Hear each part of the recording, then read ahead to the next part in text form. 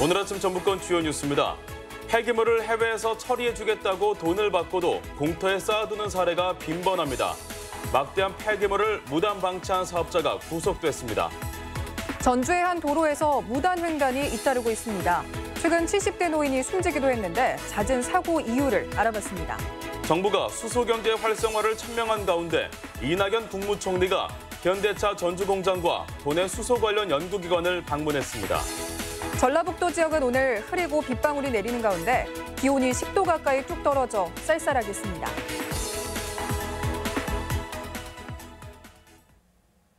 여러분 안녕하십니까? 전주 MBC 뉴스투데이입니다. 처리비를 아끼겠다며 해외로 보내려다 방치된 폐기물이 항구마다 산더미처럼 쌓여 있는 게 요즘 우리의 현실입니다. 해외로 보낸다며 쓰레기를 방치한 업자가 경찰에 붙잡혔습니다. 2년간 쌓아놓은 쓰레기가 1,800톤. 주변 주민들 고통이 어땠을지 짐작이 갑니다. 조수영 기자입니다. 김제의 한 쓰레기 투기장입니다. 입구에는 대형 화물차가 쓰레기를 쏟아내다 멈춰서 있고 바닥에는 모래사장에 부식된 조개를 연상케 하는 플라스틱 조각들이 어지럽게 널려 있습니다. 지금 제 뒤로는 쓰레기들이 산을 이루고 있는데요. 쓰레기를 뒤져보면 이렇게 나무 합판 같은 재활용이 곤란한 것들이 대부분입니다. 지난 2년간 김제에서만 이런 쓰레기산이 5곳이나 발견됐는데 그 양이 1,800톤에 이릅니다. 쓰레기를 버린 사람은 56살 강모 씨로 허가 없이 쓰레기를 버리다 결국 경찰에 붙잡혔습니다. 김제 씨가 수차례 과태료를 부과했는데 말을 듣지 않자 고발 조치에 결국 집행유예를 선고받았지만 강 씨는 이마저도 아랑곳하지 않은 겁니다. 그런 부분들을 처리하도록 여러 차례 K 씨한테도 처분을 내렸던 사항인데요. 그걸 이행을 하지 않았기 때문에 지금 같은. 강 씨는 경찰 조사에서 재활용이 가능한 폐기물을 받아 해외에서 처리하려 했다고 진술한 것으로 알려지고 있습니다. 환경업체 내가 운영하고 있다 이런 식으로 거짓말한 것 같아. 사람이 업체라고 하니까 환경업 하고 있다고 하니까 업체에서는. 경찰은 폐기물 관리법을 위반한 강 씨를 기소 의견으로 검찰에 송치했습니다. MBC 뉴스 조수영입니다. 지난 22일 전주 호남 제일문 인근 도로에서 70대 노인이 무단 횡단을 하다 차량에 치여 숨지는 일이 발생했습니다. 사고가 난 현장은 노인들의 무단 횡단이 잦은 곳이었는데요. 그럴 만한 이유가 있었습니다. 허연우 기자입니다. 전주 호남 제일문 근처 왕복 10차선 도로입니다. 신호등도 없는 구간에서 한 할머니가 두리번거리며 느린 걸음으로 길을 건넙니다. 빠른 속도로 내달리는 차량이 앞뒤로 지나다녀 무척 위태로워 보입니다. 잠시 뒤 유모차에 의지한 또 다른 할머니가 길을 건너는데 중앙화단을 넘는 것조차 힘들어 한동안 도로 한가운데에서 옴짝달싹하지 못합니다. 여기 무단횡단 자주 해요. 여기 보면은 위험해 죽겠어.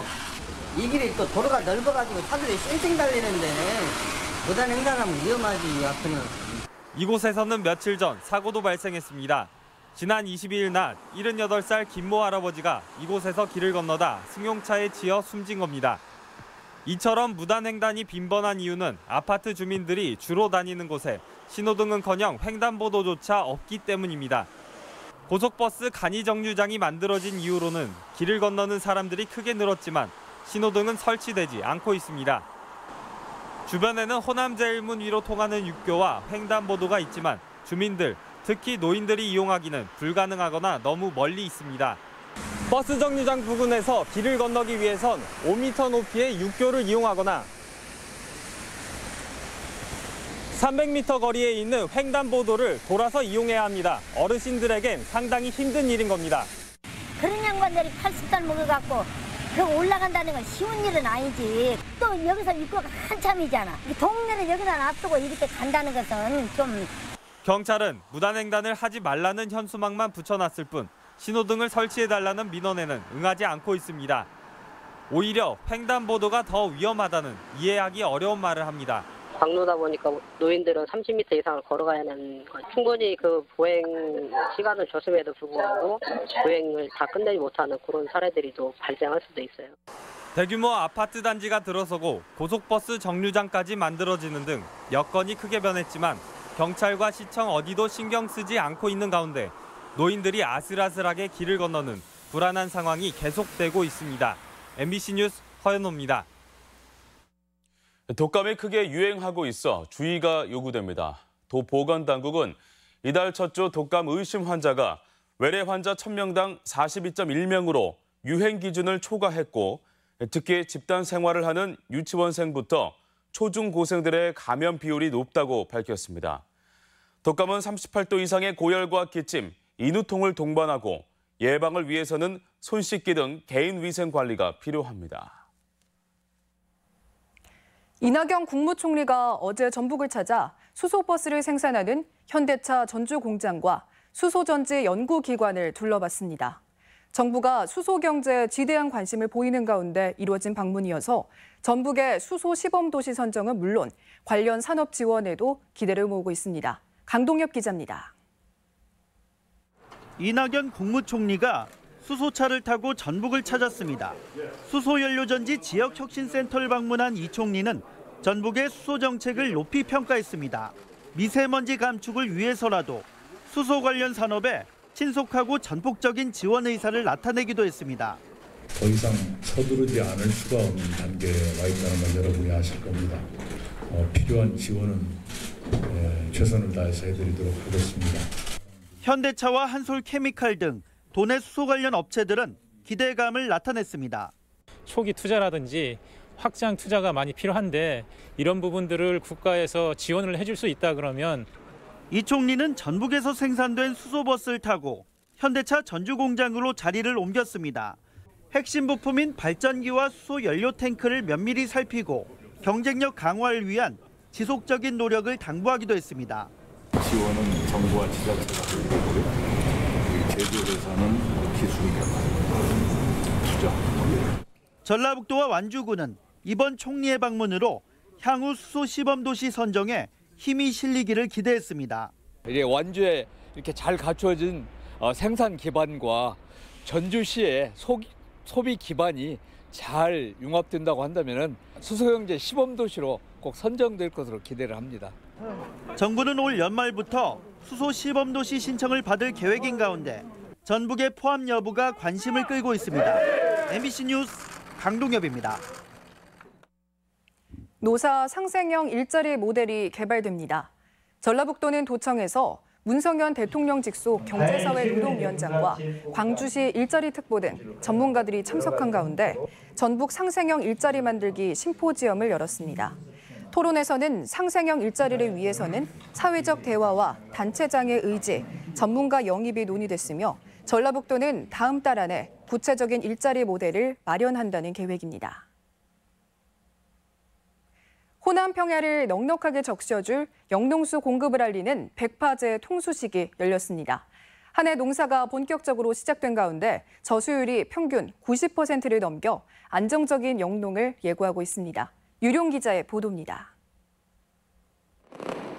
폭죽 소리와 함께 시원스러운 물줄기가 볼을 가르며 쏟아져 내립니다. 부안과 김제, 호남 평야를 굽이굽이 흐르며 논물을 대줄 낙양 취입 수문이 열린 겁니다. 농업용수를 적기에 공급해서 안전하고 깨끗한 물로 우수한 농산물 생산에 기여하게 될 것입니다. 칠보에 산을 뚫어 섬진댐 옥정호물을 서쪽으로 끌어낸 뒤 15,000km 물길을 따라 10만 헥타르의 농경지에 용수가 공급됩니다. 긴 농한기를 보낸 농민들은 겨우내 굳어진 논흙을 고르고 물을 채울 생각에 벌써부터 마음이 바쁩니다. 풀이 나기 때문에 한 번 더 갈고 논두렁에 풀이 지금 자라고 있으니까 제초제 한번 뿌려야 하고 마음만 바빠요. 곳곳에서 산불이 발생할 정도로 가뭄이 심했다지만 저수율은 예년 평균을 크게 웃돌며 풍년 농사를 예고하고 있습니다. 지난해 한반도를 강타했던 태풍과 하반기에 내린 잦은 비로 넉넉한 저수량이 확보됐기 때문입니다. 예년 요맘때 평균 저수율이 78% 되는데 올해는 90%를 넘겨서 영농에는 문제가 없을 것으로 판단됩니다.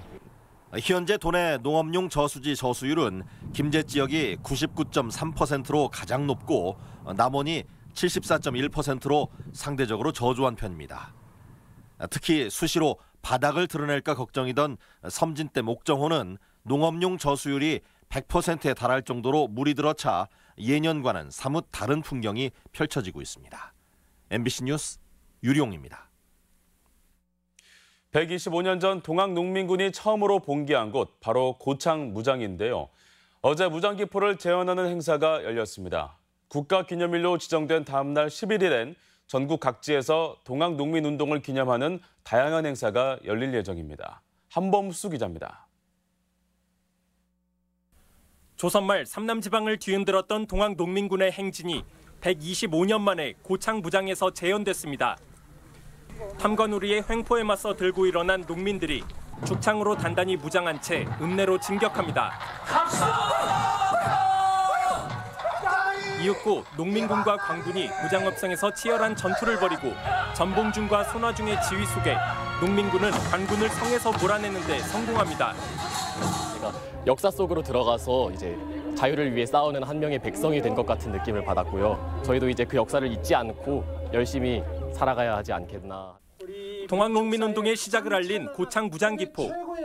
1차 고부분기가 실패로 돌아간 이후 동학 지도부는 고창 무장연에서 전열을 가다듬어 본격적으로 봉기를 일으켰습니다. 이곳에서 최초로 승리를 거둔 농민군은 사기가 올라 황토연, 전주성에서 대승할 수 있었던 만큼 무장 기포의 의미는 큽니다.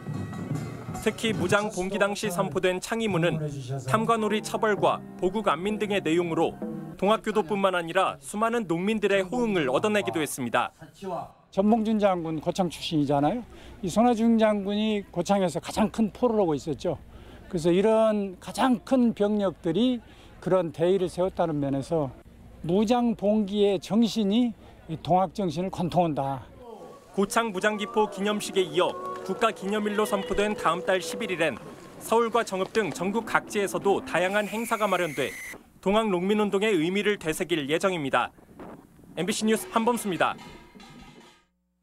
20년 만에 해체 보수를 마친 익산 미륵사지 석탑의 보수정비 준공식이 오는 30일 익산 현지에서 열립니다. 국립문화재연구소와 전라북도, 익산시가 공동 개최하는 준공식에서는 보수정비의 의미와 성과를 되새기는 석탑 제막식과 기념 법회 순으로 진행됩니다. 완공된 석탑은 높이 14.5, 너비 12.5m에 사용된 부재는 모두 1,627개로 무게는 1,830톤에 이르며 석조문화재 수리의 선도 사례로 평가받고 있습니다. 수출 부진이 심각한 수준으로 치닫고 있습니다. 무역협회 전북본부에 따르면 지난 3월 전북 수출은 5억 6,900만 달러로 1년 전보다 1억 1,000만 달러가 감소해 16.6%의 감소율을 보이며 넉 달 연속 수출액이 6억 달러를 밑돌고 있습니다. 특히 미국을 비롯한 모든 대륙으로의 수출이 감소한 가운데 폴리실리콘이나 자동차 등 주력 품목뿐 아니라 그동안 호조를 보이던 농기계와 건설기계도 감소세로 돌아섰습니다. 대기업의 골목 상권 진출은 영세 상인들의 생존에 큰 위협이 되고 있는데요. 동네 슈퍼마켓들이 힘을 합쳐 만든 익산 공동도매 물류센터가 공간을 추가로 넓히고 납품을 시작했습니다. 지역 소식 이창희 기자입니다. 나들가게로 불리는 동네 슈퍼마켓에 물건을 공급하는 익산 중소유통 공동 도매물류센터가 증축식을 가졌습니다. 지역 슈퍼마켓 협동조합이 17억 원을 들여 확장을 마쳤는데 물류 단계를 줄여 지역 상권 활성화에 기여할 것으로 보고 있습니다. 이번 증축으로 납품 가능한 물품도 기존 공산품에서 야채와 과일, 즉석 냉동 제품으로 다양해지고 식당을 운영하는 중소상공인도 혜택을 볼 수 있습니다. 우리 익산 중소유통 물류센터 증축으로 유통 단계를 축소해서 물류 비용이 절감되면 우리 지역의 영세 유통 상인들의 경쟁력 강화에도 도움이 될 것으로 기대합니다. 정읍 고부에 동학울림센터가 들어섰습니다. 동학울림센터는 동학 정신을 기리는 역사문화 공간인 고부역사문화관과 주민들이 다양한 프로그램을 배울 수 있는 다목적 강당을 갖추고 신축됐습니다. 동학 농민혁명의 성지인 이곳 정읍 고부를 찾은 많은 단방각들에게 혁명의 역사와 의의를 알리는 데도 큰 역할을 할 것으로 기대하고 있습니다. 남원 공설시장에 먹거리와 즐길거리가 가득한 월매 야시장이 오늘부터 매주 금요일과 토요일 운영됩니다.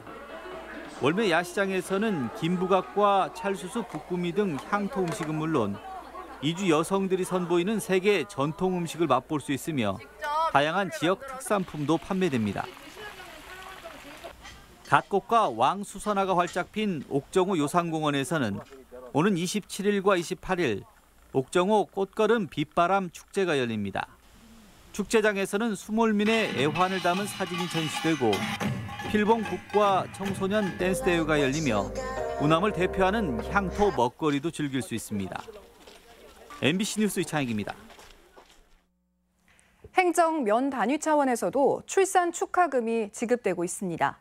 군산시 대하면 발전협의회는 지난해 관내에서 출생한 8명 아동 부모에게 20만 원의 출산 축하금을 전달했습니다. 발전협의회는 젊은 세대의 육아 비용 부담을 덜어주기 위해 축하금을 지급했다고 말했습니다. 농가소득 증대와 귀농 유도를 위해 익산형 스마트팜 정책이 추진됩니다.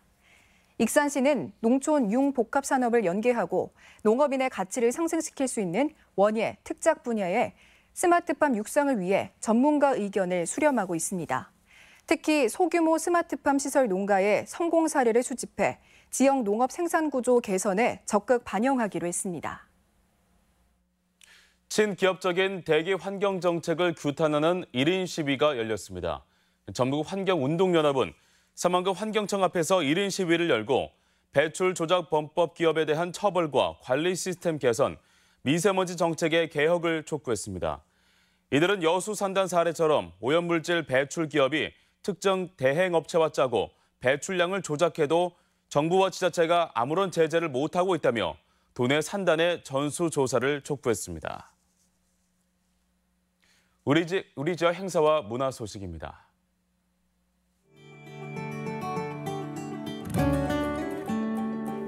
국립무형유산원은 내일 봄꽃 찬란히 흩날리다를 주제로 개막 공연을 갖습니다. 이야기가 있는 판소리 공연 단판이 내일 국립민속국악원에서 마련됩니다. 전주역사박물관이 내일 전주정신 꽃심의 대동을 주제로 한 퓨전 국악단 난이레의 공연을 선보입니다. 제11회 이진욱 도예전이 오늘부터 전북예술회관에서 열립니다. 이세하 개인전이 오늘부터 완주 소양면 오스갤러리에서 전시됩니다. 정읍 국립전북기상과학관에서는 내일 과학의 날과 지구의 날을 기념하는 특별 행사를 진행합니다. 익산 수박을 알리는 축제가 내일부터 이틀간 용안면 용머리 고을 일원에서 개최됩니다. 2019 전주 비보이 그랑프리 전야제 배틀이 내일 전주 중앙산림광장에서 펼쳐집니다. 전국 최고의 명고수를 뽑는 제39회 전국 고수대회가 내일부터 이틀간 한국전통문화전당에서 열립니다. 만마관과 남관진 등 옛 마을 이야기를 들을 수 있는 토크 콘서트가 내일 완주군 상관면 원용암 현지에서 진행됩니다.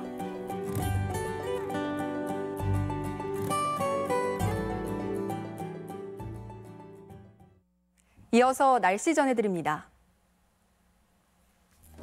전라북도 지역은 오늘 흐리고 빗방울이 내리는 가운데 기온이 10도 가까이 뚝 떨어져 쌀쌀하겠습니다. 지역별 기온입니다. 전주는 아침 기온이 10도에서 낮 기온은 13도, 익산은 9도에서 14도, 동북권은 무주가 7도에서 12도, 진안이 6도에서 12도, 서해안권은 군산이 9도에서 13도, 고창이 8도에서 12도 등을 기록하겠습니다. 현재 도내 초미세먼지 농도는 완주만 보통 수준이며 나머지 지역에선 모두 좋음 수준을 보이고 있습니다. 오늘 하루 미세먼지와 초미세먼지 농도는 좋음 수준이 이어지겠습니다.